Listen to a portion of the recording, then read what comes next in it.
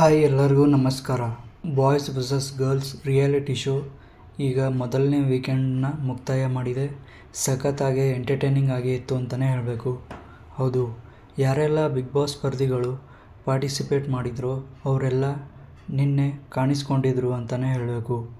ಆದರೆ ಈಗ ನನ್ನ ಸಬ್ಸ್ಕ್ರೈಬರ್ ಒಬ್ಬರು ಭವ್ಯಗೌಡ ಅವರು ಇನ್ನೂ ಯಾಕೆ ಬಿಗ್ ಬಾಯ್ಸ್ ವರ್ಸಸ್ ಗರ್ಲ್ಸ್ ಶೋಗೆ ಬಂದಿಲ್ಲ ಅಂತ ನನಗೆ ಕಾಮೆಂಟ್ ಸೆಕ್ಷನಲ್ಲಿ ಕಾಮೆಂಟ್ ಮಾಡಿದರು. ಅದಕ್ಕೆ ಈ ವಿಡಿಯೋದಲ್ಲಿ ತಿಳಿಯೋಣ ಬನ್ನಿ.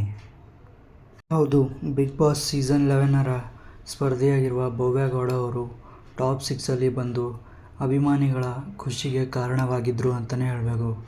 ಹೌದು, ಆದರೆ ಇವರಿಗೆ ಬಾಯ್ಸ್ ವರ್ಸಸ್ ಗರ್ಲ್ಸಿಂದ ಟಾಪ್ 6ಅಲ್ಲೇ ಇರುವಾಗಲೇ ಇವರಿಗೆ ಆಫರ್ ಬಂದಿತ್ತು ಅಂತಲೇ ಹೇಳಬೇಕು ಬಾಯ್ಸ್ ವರ್ಸಸ್ ಗರ್ಲ್ಸ್ ಶೋಗೆ.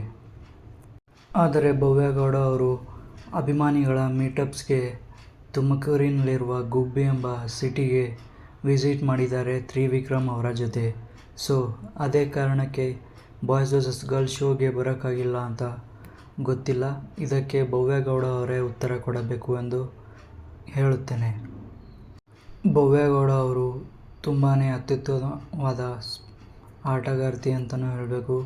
ರಿಯಾಲಿಟಿ ಶೋಗಳಿಗೂ ಕೂಡ ಸಖತ್ತಾಗಿ ಸೂಟ್ ಆಗ್ತಾರೆ ಈ ಭವ್ಯಗೌಡ ಅವರು. ಇನ್ನೊಂದು ಮೂಲಗಳ ಪ್ರಕಾರ ಭವ್ಯಗೌಡ ಅವರು ಬಾಯ್ಸ್ ವರ್ಸಸ್ ಗರ್ಲ್ಸ್ ರಿಯಾಲಿಟಿ ಶೋಗೆ ಬರದೇ ಇರೋಕ್ಕೆ ಕಾರಣ ಹೀಗಿದೆ ಅಂತ ಹೇಳಿದ್ದಾರೆ.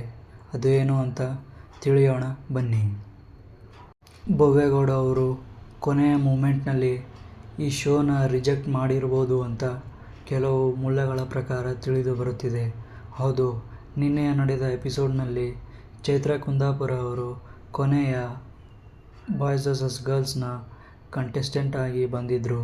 ಸೊ ಇದಕ್ಕೆ ಕಾರಣ ಭವ್ಯಗೌಡ ಅವರು ರಿಜೆಕ್ಟ್ ಮಾಡಿರೋದಾ ಅಂತ ಕ್ಲಾರಿಟಿ ಮುಂದಿನ ವಾರದಲ್ಲಿ ಬರಬೇಕಾಗಿದೆ. ಮತ್ತೊಂದು ಸುದ್ದಿ ಏನಪ್ಪ ಅಂತಂದರೆ ಭವ್ಯಗೌಡ ಅವರು ಹೊಸ ಧಾರಾವಾಹಿನ ಮಾಡೋಕ್ಕೆ ರೆಡಿ ಇದ್ದಾರೆ ಅಂತ ಅನ್ನಿಸ್ತಾ ಇದೆ ಅಂತ ಹೇಳ್ತಾ ಇದೆ.